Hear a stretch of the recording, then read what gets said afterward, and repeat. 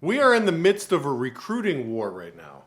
We always have been, we always will be. And what I mean by that, every company around the world is looking to attract and retain the best talent they can. The future of every organization really lies in the new recruits coming into the business. I mean, can you take the baton and take the business to a whole nother level? I mean, every company's looking for that. So it's not like, well, now we're focused on recruiting. I mean, we always have been. Think about the NBA as an example. I mean, does the NBA ever stop recruiting? Do talent scouts get laid off and let go because we don't need any more talent? I mean, we're always looking for the next Michael Jordan. We're always looking for the next LeBron James. So recruiting will always be part of our business. Whether unemployment is high or unemployment's low, this is a vital part of our business. And I get asked this question a lot. Jordan Moore from Northern California recently asked, Jamie, what are the characteristics I should be looking for? You know, as I'm building a team, I've got the sales down, but now I'm starting to build a crew. I asked Jordan, I'm like, how long have you been in the business? He says, well, a couple months. And I started thinking, you know, there's really three constituents involved in the recruiting piece of our business. There's the recruiters, right? There's the owner or assistant manager conducting those first interviews. And then there's the leaders' involvement. So this video, this episode really is for the leaders around the country that are asking themselves, what characteristics should I be looking for in my recruits? And I want to start this episode off with reminiscing a little bit on the dating scene. Let's talk about dating. Great place to start. So when I reflect upon my dating days, okay, I had a good 13-year run, kind of like Larry Bird, 13 years in the NBA. I think I started around 15 years of age and I was retired by 28 years of age. That's when I met my wife.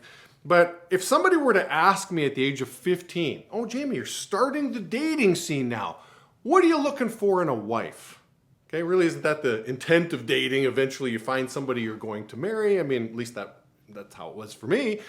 And I would have answered, I have no clue. All I know is I like girls, okay? I've got that part identified. I like girls. I want to marry a woman.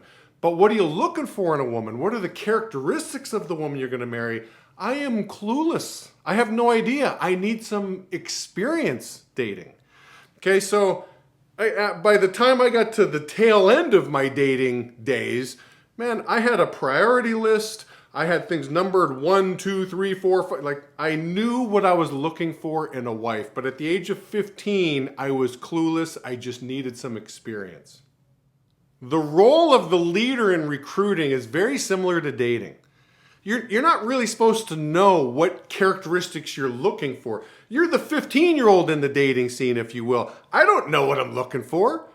With time and experience, you'll become that 28-year-old version of me. Listen, I know what I want in a wife. I know what I want in a recruit. After you've worked with 100 different recruits, you'll start zoning in on the characteristics of the candidates that you're looking for, and you'll be involved in that recruiting process that the recruiter, owner, assistant manager are involved with. But the role of the leader is not to judge. Think about it. It's not like the recruiter or the owner's like, listen, we did a preliminary interview here. Jamie, we need your judgment now, okay? We need your radar to tell us if this is a good candidate or not. That's not what they're doing. They liked the candidate. There's something in the candidate that they really liked, and they invited the person back and introduced them to you.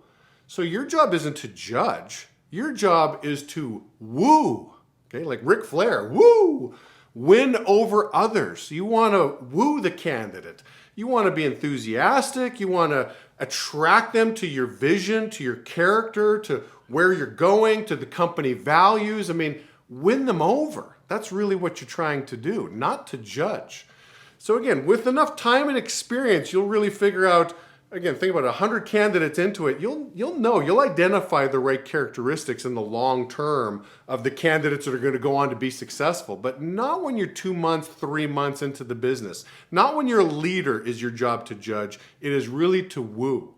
So I hope that helps. Usually when I say this to leaders, they're like, oh, that's kind of a paradigm shift for me. Like, yeah, I don't need to ask them a bunch of questions, figure out their characteristics. No, my job is to just show them. I like to think that, listen, I'm in the show business. Let me just show people what to do. I'm not in the judge business. I don't need to do that. Again, there will be a time and a place, but it's not now. It's just to woo them. So I hope that helps, Jordan. I hope all the leaders took something out of this. Have yourselves a great week.